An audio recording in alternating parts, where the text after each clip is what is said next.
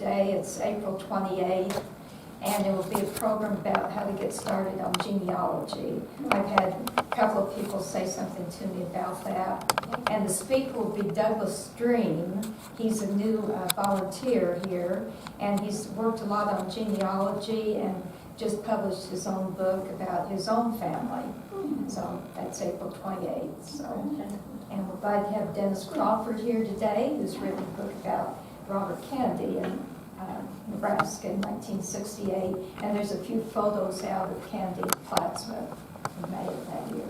So thank you for coming. All right. Well, thanks for inviting me. I'm Dennis Crawford. I'm from Lincoln. I'm the co-author of a book on Senator Robert F. Kennedy, the 1968 Nebraska primary. My co-author is my daughter, oldest daughter, Dr. Laura J. Crawford. She is working right now. She's an archaeologist for the state of Nebraska, so she couldn't be here because of her work obligations, and she contributed a significant deal to this book and made a much better book. I'm glad to be in Plattsmouth. I used to practice law in Nebraska. Between 1986 and 2023, I had several appearances at the beautiful courthouse here in Plattsmouth. I think it's one of the most beautiful courthouses in the state. It's certainly on the short list, and it's just a beautiful downtown area too. I always like coming here. I gave a book talk here last summer to another group, so it's always good to be in Plattsmouth. And I wrote this book because in 1968, Nebraska mattered. Nebraska was important. Nebraska was important in 1968 because we had a much different system for selecting a presidential nominee. In 1968, only 15 states held primaries, and one of those 15 states was Nebraska. And about 1/3 of the delegates were selected in the primaries by the voters. The other 2/3 were selected by party bosses who controlled caucuses and conventions and meetings. And so Senator Robert F. Kennedy and Senator Eugene McCarthy of Minnesota came to Nebraska to prove to the party bosses that they were electable, that they could do well in a general election in a farm state like Nebraska. They wanted to prove to the party bosses who controlled most of the delegates that they could win over rural voters, farmers, African Americans, blue-collar whites. So that's why they came here, because Nebraska was only one of 15 states. And the big issue in 1968 was the Vietnam War. That was the driving issue in the country, and as it turned out, in the Nebraska primary. Robert Kennedy and Eugene McCarthy were both early opponents of the war. They came out against it as early as 1965, when Johnson and the war were still popular. So it was politically brave to take on Johnson. He was a great president in many ways, but he could be a mean and vindictive man. You didn't want to cross him. But Kennedy and McCarthy showed real courage in opposing the war early in 1965. Well, by the fall of '67, the war had become unpopular. Johnson and his generals were assuring the public that we were winning the war and things were going well. But a lot of people didn't believe him. They called it a credibility gap, is what they called it for Johnson. And so some anti-war activists decided they wanted to recruit a candidate to run against Lyndon Johnson in the primaries. And this was a very daunting task because, I mean, Johnson was the incumbent. Incumbents usually get renominated fairly easily. So these anti-war activists went first to see Senator Robert F. Kennedy. And they went to Kennedy first because, I mean, he was probably the most popular politician in America at the time. I mean, he had a national following, he was charismatic, he had the ability to fund a top-rate campaign with his family wealth. But Kennedy turned him down because he didn't think he could beat Johnson in the primaries. And there was a division among Kennedy's staff and supporters about whether or not he should run. His wife Ethel wanted him to run pretty badly. She really believed in him, justifiably so. Teddy Kennedy, his brother, didn't want him to run. And Ted Sorensen, Nebraska native, didn't want him to run either. Ted Sorensen, he grew up in Lincoln. He went to the University of Nebraska for undergrad and law school, and he got a job with John F. Kennedy in the Senate in 1953, and that's how he got connected to the Kennedy family. But his younger staffers wanted him to run. One of the younger staffers that wanted him to run was Jeff Greenfield, who was a young speechwriter for him at the time. We interviewed Jeff Greenfield for the book. He was a very nice guy, very sharp, very on top of things, provided some brilliant insights about Kennedy in the '68 campaign. So Jeff Greenfield was very helpful to us, and he was one of the ones that wanted him to run. But Kennedy decided not to run for now in the fall of '67. Meanwhile, in the fall of '67, early '68, Kennedy continued to vacillate about whether or not to run, and the debate within his inner circle continued. So then the anti-war activists went to Senator Eugene McCarthy of Minnesota and asked him to run. And McCarthy decided to take a run at it because he was not going to run for re-election in Minnesota in 1970.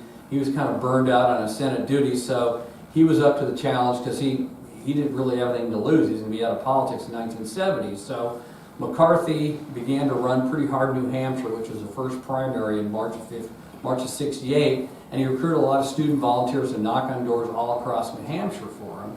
And McCarthy and his volunteers worked it really hard. And but nonetheless, Johnson was considered to be the overwhelming favorite to win a landslide in New Hampshire. Meanwhile, the North Vietnamese launched the Tet Offensive in February '68. They invaded South Vietnam. It shocked the country. The public had been told the North Vietnamese didn't have the power to invade South Vietnam. The United States and South Vietnam defeated the North Vietnamese army pretty soundly, but they took heavy casualties. It was a bloody battle. And that's what impelled Robert Kennedy to run for president, was the Tet Offensive in February '68. At that point, the question became just a matter of time. Does he get in before or after the New Hampshire primary in March of '68? So Kennedy decided to run after the New Hampshire primary. Well, the New Hampshire primary rolled around, and McCarthy got 42% of the vote to 49% for Johnson. It was considered to be a moral victory for McCarthy. He greatly exceeded expectations. Johnson was expected to win a landslide. As it was, he got less than 50% of the vote, and so he was a wounded incumbent.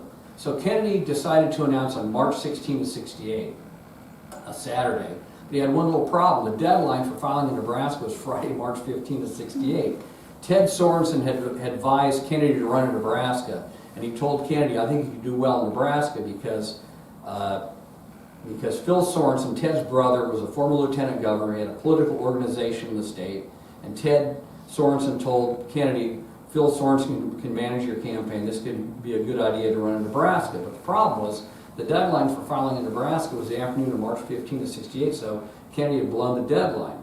Well, Ted Sorensen solved that problem for him. He called Frank Marsh, who was then the state Secretary of State, and Sorensen and Marsh were old buddies from high school and college in Lincoln, and Marsh decided to interpret the law to allow Kennedy to file late because the ballots were not printed until late March of '68. So he got into a friendship between Sorensen and Marsh. So they did him a real solid. And Kennedy's first campaign stop in Nebraska was March 28th of '68 at the University of Nebraska at the UNL Coliseum on the downtown campus down there by the stadium in Memorial Hall. And 11,000 people were in the building. It was standing room only. It was packed. There was 4,000 people outside the building, 15,000 people there all together. I mean, it was just this atmosphere of pandemonium. People just absolutely loved him. The local press compared Kennedy's reception at the Coliseum to that of the Beatles. I mean, this is '68. You know, the White Album, Sgt. Pepper, they're kind of a big deal. Well, Kennedy was every bit as a big deal as the Beatles in '68, and that's saying a heck of a lot. And so what Kennedy did, he would give a speech, then he'd have a question-and-answer session afterwards to, get his views across and kind of get a sense of where the audience stood. And so Kennedy was asked by Dick Davis, a Husker fullback. He was an academic All-American, as well as a starting fullback for the Big Red, good player, good guy, winner on and off the field. And he asked Kennedy, do you believe the United States is a racist country? And he put him on the spot. And Kennedy said, no, I don't think we are. He talked about the progress in the civil rights laws of the '60s. He talked about his platform for progress for poverty and African Americans. Alleviating poverty was a big theme of Kennedy's campaign in Nebraska in '68, and he got a positive reception to it all over the state. And afterwards, the press asked Dick Davis, he was satisfied with the answer. He said he wasn't satisfied with the answer. Tough crowd, tough crowd. But what Kennedy did was he campaigned in Nebraska for 10 complete days. Eugene McCarthy here is for 8 complete days. I mean, they made Nebraska high priority. They went to Lincoln and Omaha, but they also went to all the small towns as well, too. I mean, they hit the small town circuit pretty hard. And we made an important historical discovery with our research. Eugene McCarthy, after the fact, claimed that Nebraska was a low priority. He barely spent any time here. Well, what we did is we went through all the old newspaper articles from 1968 from the Nebraska Press, Lincoln, Omaha, the Placeness paper, incidentally. went through that. And McCarthy, we discovered, spent 8 campaign days in Nebraska, went to a lot of the small towns, so we completely debunked his phony spin that he didn't spend much time in Nebraska. So a number of historians, like Chris Matthews, he's a guy that's on TV, the cable stations like. Chris Matthews wrote a biography of Kennedy, and he claimed McCarthy didn't come here. So we completely debunked the phony spin from McCarthy, and from some pretty prominent people like Chris Matthews. I mean, we proved something. We made history, so to speak, or discovered history, which is the goal. And so one of the highlights of Kennedy's campaign was the whistle-stop tour across Nebraska on April 27 of '68. He started in Wyoming, and he went down the Platte River Valley, stopped at 12 towns, and ended up his tour in Omaha. And he saw 25,000 to 50,000 people that day. And it was Jeff Greenfield, the young speechwriter we interviewed, said that was probably the best day of the campaign for Kennedy in '68, the whistle-stop tour across Nebraska. And Greenfield was of the belief that, based on the success of that day, that Kennedy would be elected president. And one of the big issues in the election in Nebraska was agriculture, as you can well imagine. And McCarthy presented himself as an agriculture expert. It was a reasonable claim to make, because he had been on the Agriculture Committee when he served in the U.S. House. And so he disparaged Kennedy's lack of experience in agriculture, which is accurate. He didn't have much experience in agriculture. And Kennedy didn't present himself as some kind of ag expert. He used humor and self-deprecating humor to kind of make fun of himself for his lack of agricultural experience. He presented himself as authentic. What Kennedy would do is he'd go to a small town and say, "I'm the best friend the farmer ever had. I have 10 kids. You should see my grocery bill." And when Kennedy was in North Platte on the whistle-stop tour, he says, "We're the biggest, my family, we're the biggest consumer of Nebraska beef in the country. We're the best friends the Nebraska ranchers ever had." You know, so he would use that to kind of deflect the attacks from McCarthy. I mean, their stands on the agriculture issue were fairly similar, and their stands on Vietnam were fairly similar as well. And one of the big highlights of Kennedy's campaign was on May 10 of '68, okay? The first place he went that day, he went to Beatrice. He gave a speech at Charles Park, 3,000 or 4,000 supporters, you know, huge crowd, much bigger than the crowd that McCarthy subsequently drew. And then he went on, he made an unscheduled stop at the Beatrice State Developmental Center. This is where intellectually disabled folks have resided since the late 1800s. And he went there because his sister Rosemary was intellectually disabled. She was actually functioning pretty well for a long time, but then Joseph Kennedy Sr. made the disastrous decision to have her get a frontal lobotomy and just ruined her quality of life. It was just absolutely tragic. And so we believe that RFK was thinking about his sister when he made this unscheduled stop at BSDC in Beatrice. And he was followed there by Don Walton, a reporter who's a friend of mine. He interviewed Don for the book, and this is how I found out about this unscheduled stop. It had largely been lost to history. So Kennedy is with his dog Freckles, this Cocker Spaniel, went with him everywhere, cute little dog. So they go to the door of the administration building at BSDC. The administrator comes to the door and says, "Do you want to see the wards?" And Kennedy imperiously replied, "I want to see the children." And so at first the administrator resisted the idea of Freckles going in the building, but he relented, so Freckles goes in the building. And the people, the residents, had no idea who Kennedy was, but they loved Freckles and loved the dog. And when Kennedy was there, he gave 2 hydrocephalic babies love. He picked them up and hugged them and showed them love. It was a real Kennedy outside of the view of the cameras.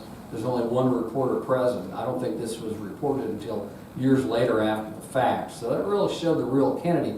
Then after that he went to Tecumseh, and on page 75 of our book we have some brilliant pictures taken of Kennedy in Tecumseh on May 10 of '68. Laura Black was a senior in high school at the time. She got up close and personal with Kennedy and took these color pictures of him. We have some mutual friends, and so she graciously provides with permission to use the pictures. And so the book is for sale, $22, cash or check, no tariffs apply. And I'll sign it for you too. You know, get a signed copy. It'll be a collector's edition, I guarantee it. But in any event, after he went to Tecumseh, he came here to Plattsmouth, May 10 of '68. He was here. The evidence that we used were like the old newspaper reports, and the Plattsmouth newspaper report didn't really say much about his visit here. Let me try to find that, okay?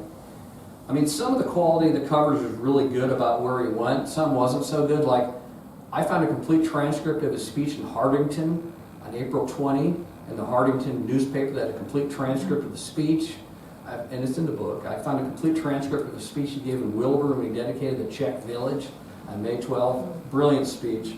It says here, Kennedy was tired by the time he reached Plattsmouth in the afternoon, where he received a resounding welcome from a crowd of 600 people, half of whom were probably too young to vote. Kennedy delivered a standard message in agriculture on the Vietnam War before moving on to his next stop in Bellevue. But on Vietnam, Kennedy supported a phased withdrawal of the troops, negotiations with North Vietnam and the Viet Cong in South Vietnam, and McCarthy had a similar position in agriculture on Vietnam. And they also had a similar position in agriculture. They wanted farmers to be able to bargain collectively to get better prices when they sold their products. And they wanted lower interest rates for the farmers. The big difference they had was there was a beef import bill that limited beef imports. McCarthy voted to limit beef imports. Kennedy voted against it. He wanted more beef imports. I suppose that's the rural-urban divide you saw there. And another really interesting day was on May 12 of '68. He gave a speech to dedicate the Czech village in Wilbur. It was a non-political speech. It was his duties as a senator. It was not a political speech. What's really funny at the end of the speech, he says, "Now, folks, I just want you to realize there's an election here 2 days from now, and there's all these little children back in my home in Northern Virginia. You don't want those little children to cry on election day, do you? Really? You know, remember my children." It was kind of funny. Yeah. And then he did some really interesting things on May 13 of '68 in Omaha. He gave a speech at Creighton University, my alma mater, the alma mater of my co-author and oldest daughter. One of the reasons why I wrote the book is because we went to Creighton. And he spoke at the East Quadrangle area by the administration building and the Brandeis Center. It still looks about the same as it did in '68. It's very little changed. But at Creighton, he opened up his remarks by saying, you know, use your college degree to better society in the country and not just yourselves. He got a very positive reception to that. It's a Jesuit university. That's what they teach there, and that's what the students walk away from after they graduate. It was a message he gave at all the college campuses. But then things got kind of interesting during the question and answer session. He asked the kids, how many have draft deferments, college draft deferments? All the arms went up, and he scolded them for taking draft deferments. Says, "You're the most privileged minority in the world. You're going to sit in your dust and do nothing?" And he reduced the crowd to like a stunned silence. And then after that, he went to 24th and Lake in Omaha, the African American section of Omaha. And he addressed the crowd there, got a very positive reception. And then later that day, he's flying to another state to campaign the next day. And a national reporter leans over and says, "Senator, what do you think about those kids at Creighton?" He says, "You know, they're going to be fine. I met this cute little black girl in North Omaha. I'm worried about her future. That's who I'm really worried about." And that really struck me because I was born in 1960. I was probably that girl's age at the time. And I grew up in South Lincoln under very different and better circumstances than she did. She had a much tougher road than I did. So I hope that she did okay. I kind of feel the way Kennedy did. But on May 14 of '68, he defeated McCarthy 52 to 31%, won a landslide victory. It was his biggest victory in the '68 presidential election cycle. And we take the position that his big victory in Nebraska put him on the path to winning the Democratic nomination, and from there he would have defeated Richard Nixon in the general election, and the country would have turned out much differently, and in our opinion, much better. We think Kennedy was a better choice in '68 than Richard Nixon. So that's kind of what it's all about. I'd be happy to take your questions. I'm happy to sell you some books, sign some books for you. So does anybody have any questions or comments? I'd love to hear from you. I was there when he was, I'm not in that picture, but I was there when they let school out. Okay. I was there too. Okay, what do you remember about it? I'm just curious. Just like what you said, he did make some comment about how big his family was and how much, I think he used the term bacon, which I thought was weird, because we're the beef state, but Yeah. he said how much, meat they went through and everything, so he did use that. Yeah, that was a pretty standard line. We've got it in the book. Yeah, You know. yeah. My dad was a big Democrat, so, That's cool. Yeah. Yeah, one of the sections of the book, McCarthy and Kennedy went to Cook, Nebraska. They were there back to back on May 12th of '68. And a couple of friends of mine were there, and they remembered it pretty well. And so you'll see how Kennedy got this, positive reception in small towns.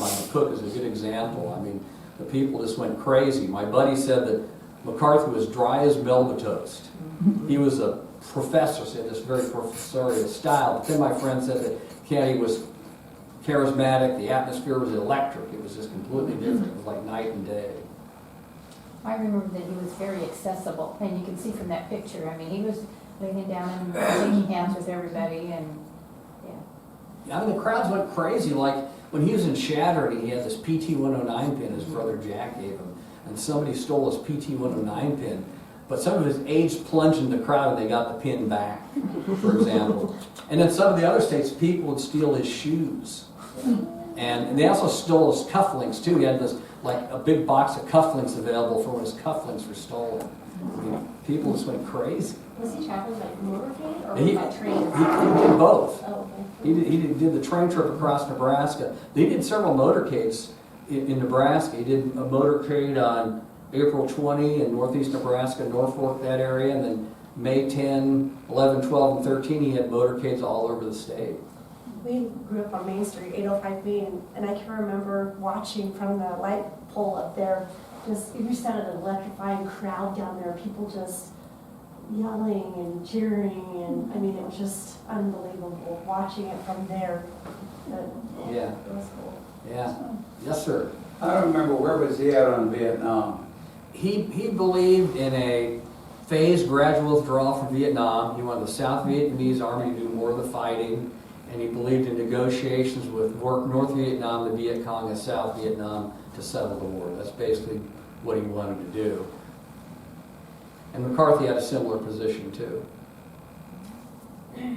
Yes? Is your book just about the Nebraska campaign or about his entire campaign? But we talk about the other primaries. I mean, The primary? Yeah, it's kind of an overview of 68 with an emphasis on Nebraska. You know, we talk about the Indiana primary, which is a week for Nebraska. Kennedy won that one.